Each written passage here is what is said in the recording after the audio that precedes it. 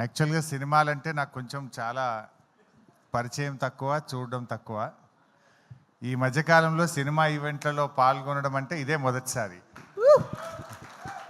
అయితే మా సీనన్న, మా రసమయి, శ్రీనివాస్ ఈ ప్రోగ్రాంకి రావాలి అన్నప్పుడు రాకేష్ గురించి తెలుసుకున్న తర్వాత ఈ ప్రోగ్రాంకు వెళ్ళాలనిపించి రాకేష్ను ఆశీర్వదించడం కోసం ఈ కార్యక్రమానికి నేను వచ్చాను.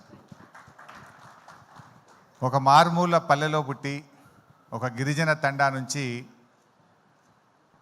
కష్టంతో తన ప్రతిభతో ఎంతో కష్టపడి ఎదిగి ఈ స్థాయికి వచ్చి రాకింగ్ రాకేష్గా ఆయన పేరు తెచ్చుకోవడం నిజంగా చాలా సంతోషం. జబర్దస్త్ షోల ద్వారా తెలుగు ప్రజలందరికీ కూడా పరిచయమై చాలా జబర్దస్త్గా రాకేష్ ఎదిగాడు. ఈరోజు రాకేష్ గారు కేసీఆర్ గారి పైన ఒక అద్భుతమైన సినిమా తీయడం నిజంగా చాలా సంతోషం. కేసీఆర్ అంటే ఆయన ఒక చరిత్ర.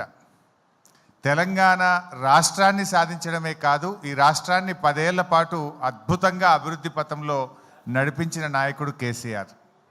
ఇప్పుడే హైదరాబాద్ మీద ఒక పాట పాడారు చరణ్ గారు, సాకేత్ గారు, చాలా చక్కగా పాడారు. I congratulate them.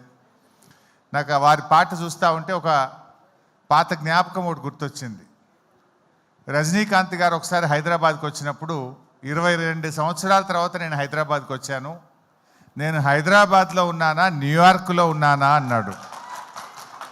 అంటే కేసీఆర్ గారు పల్లెల్ని అభివృద్ధి చేశాడు, హైదరాబాద్ను అద్భుతంగా అభివృద్ధి చేశాడు.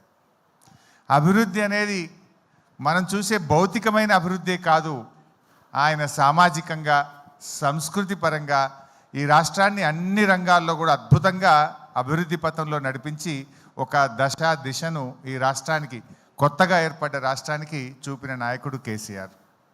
నిజంగా ఈరోజు దేశానికి దిక్సూచిగా తెలంగాణ నిలబడ్డదంటే అది కేసీఆర్ గారు చేసిన కృషి. అయితే వారి కృషిని, వారి పోరాటాన్ని ప్రజలకు చూపించే ఒక గొప్ప ప్రయత్నం రాకేష్ చేసినారు. జనరల్గా ఎవరైనా అధికారంలో ఉన్నప్పుడు పవర్లో ఉన్న పార్టీకి సినిమా తీస్తారు, కానీ అధికారంలో లేకపోయినా సినిమా తీశాడే, అది ఆయనలో ఉన్న నిజమైనటువంటి ప్రేమ అనుకోవచ్చు, దమ్ము అనుకోవచ్చు, ధైర్యం అనుకోవచ్చు. బట్ తప్పకుండా రాజకీయాలు వేరు, కేసీఆర్ ఇస్ సంథింగ్ డిఫరెంట్. ముఖ్యమంత్రులు వస్తుంటారు, పోతుంటారు, కానీ తెలంగాణ రాష్ట్రాన్ని సాధించింది మాత్రం ఒకే ఒక్కడు, దట్ ఈస్ కేసీఆర్. అది ఇంకొకరికి అవకాశం లేదు. ఒక చరిత్ర సృష్టించారు. అటువంటి కేసీఆర్ గారి గురించి చక్కగా ఒక మంచి సినిమా తీశారు, చాలా సంతోషం. మరి తెలంగాణ సోయిగల్లోళ్ళు, తెలంగాణ అభిమానులు, కేసీఆర్ అభిమానులు అందరూ కూడా ఈ సినిమాను చూడాలని, రాకేష్ను దీవించాలని చెప్పి నేను మనస్ఫూర్తిగా కోరుకుంటూ I wish you all the best.